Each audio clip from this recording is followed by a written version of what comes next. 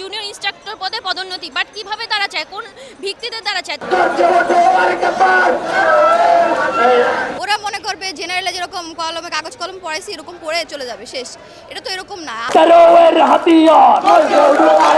Inter pass করে আমাদের আসছে পড়াইতে, আর আমরা 4 বছর ডিপ্লোমা পড়ে আমাদের কোনো চাকরিও হয় না। এই জন্য এটা নিয়ে আমরা আন্দোলন করতেছি। আমরা যুদ্ধ করে বাঁচবো, কিন্তু আপোষ করে বাঁচবো না। যখন ল্যাব ক্লাস হয় আমরা যেটা জানি না ওনারা ওটা জানে না, তো আমরা কাদের থেকে শিখবো? দশম গ্রেড আমাদের অধিকার, যারা ডিপ্লোমা ইঞ্জিনিয়ার করে 4 বছর পড়বে, আর সেখানে একটা এসএসসি পাস করে এসে ভোকেশনাল পড়ে এসে তারা যদি আমাদের অধিকারটা চিনিয়ে নেয়, এটা তো হতে পারে না কখনোই। আমরা যে ডিপ্লোমা যারা ইঞ্জিনিয়ার আছে তাদেরকে আমাদের একটা পার্সেন্টেজ দেওয়া হয়েছিল চাকরির জন্য, কিন্তু যারা জেনারেল স্টুডেন্ট তারা করছে কি ইন্টার পাস করে আমাদের আসছে পড়াইতে, আর আমরা 4 বছর ডিপ্লোমা পড়ে আমাদের কোনো চাকরিও হয় না। এই জন্য এটা নিয়ে আমরা আন্দোলন করতেছি।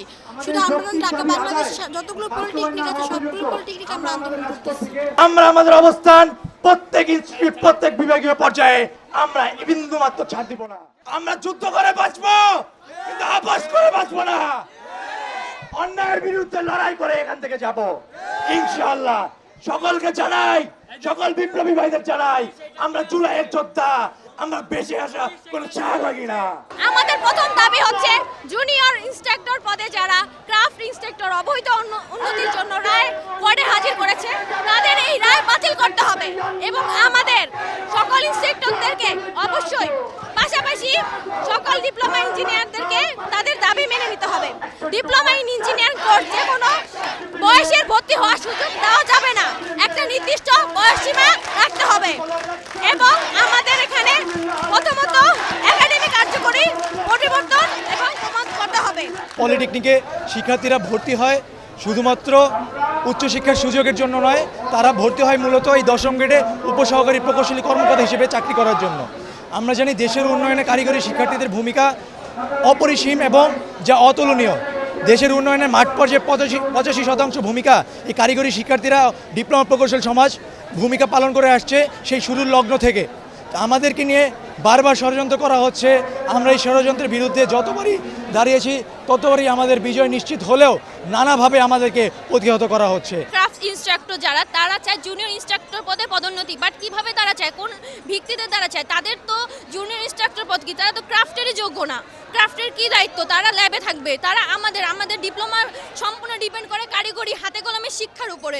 আমরা যদি সেই শিক্ষাটাই না পাই তাহলে কীভাবে? ক্লাসের পরে আমাদের যখন প্র্যাকটিক্যাল ক্লাসগুলো যায় তখন আমাদের স্যারেরা তাদের ফোন করে আনতে পারে না, আমরা স্টুডেন্টরা বারবার ফোন দিই, তারা ল্যাবে থাকে না, তারা ল্যাব তালা মারে বসে থাকে।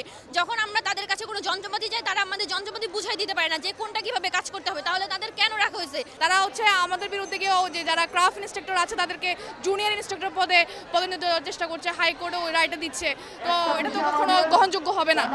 যেটা আমাদের অধিকার, 10ম গ্রেড আমাদের অধিকার, যারা ডিপ্লোমা ইঞ্জিনিয়ার করে 4 বছর পড়বে, আর সেখানে একটা এসএসসি পাস করে এসে ভোকেশনাল পড়ে এসে তারা যদি আমাদের অধিকারটা চিনিয়ে নেয়, এটা তো হতে পারে না কখনোই।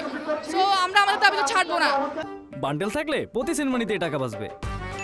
বিকাশ সেনমানি বান্ডেল কিনে জিতুন প্রতি লেনদেনে। আমরা 4 বছর একটা জিনিস পড়ি, ওইটার একটা আলাদা জিনিস, আমরা একটা হাতে কলমে শিখি, ওইটার আমরা পুরো ডিসক্রাইব করতে পারবো যে কিভাবে কি করা যায়। আর ওরা 2 বছর পরে আসে কিভাবে আমাদের ডিসক্রাইব করবে আমরা কি পড়তেছি।